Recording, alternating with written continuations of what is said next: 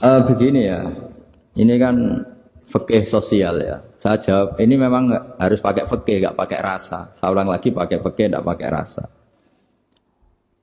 Waktu sholat itu kan banyak ya, diantaranya maghrib dan isya, duhur dan asar, terus subuh sendiri. Ya, ben sampean belajar fikih, orang belajar tasawuf ya. Nah, kalau subuh itu tidak ada toleransinya kalau waktunya sudah tinggal 10 menit karena tidak ada jamak. Ya, tidak ada apa? Jamak. Sehingga misalnya kalau kamu ngojek waktu tinggal 10 menit ya harus sholat.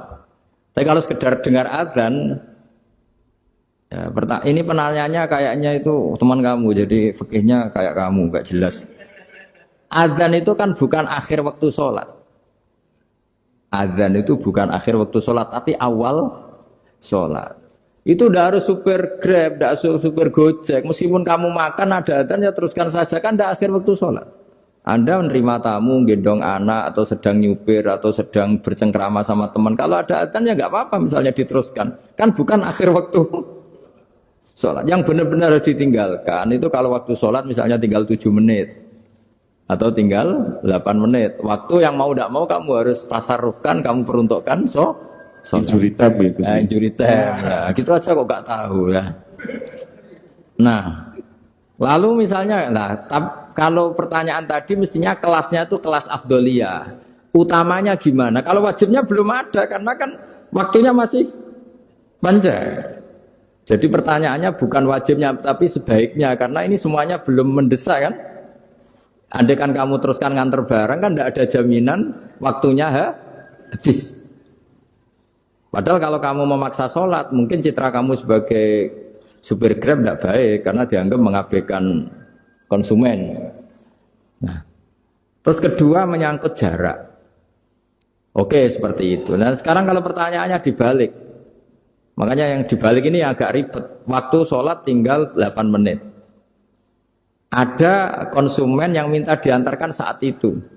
Dan acaranya ke mall happy-happy. Maka fatwa kita sebagai ahli fikih, ya tantang saja, saya mau sholat dulu. Kalau enggak sabar ya silakan cari yang lain.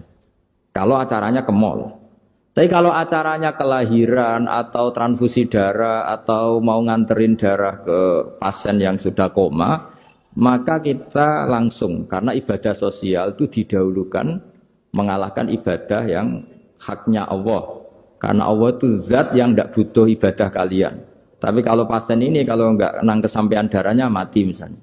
Jadi kamarnya Allah lebih apian lah gitu. Makanya masyhur kalau dalam fikih hak Allah sama hak adami ini dimenangkan hak adami. Tapi bukan karena Allah kita kalahkan.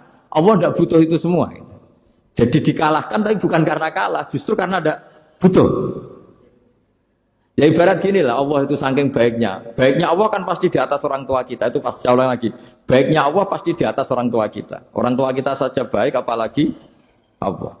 Misalnya orang tua kamu butuh uang 5.000. Adik kamu butuh uang 5.000. Adik kamu yang kecil atau ya. Kira-kira orang tua kamu tuh nyuruh dikasihkan beliau apa ke adik kamu? Kira-kira saja.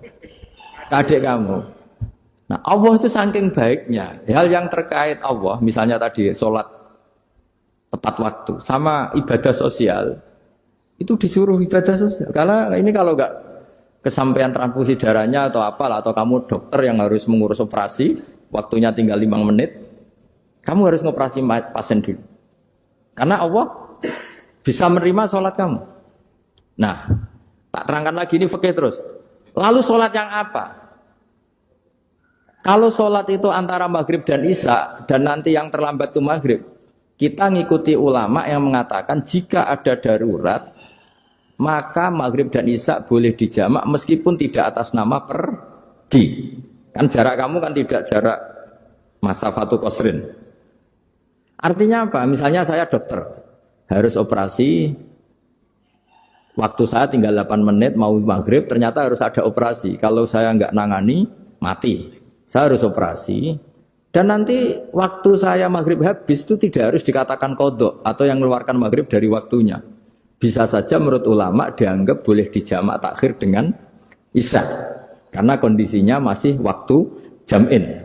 Begitu juga duhur dengan asar. Tapi kalau waktunya itu asar, tinggal 8 menit, kemudian harus ada operasi.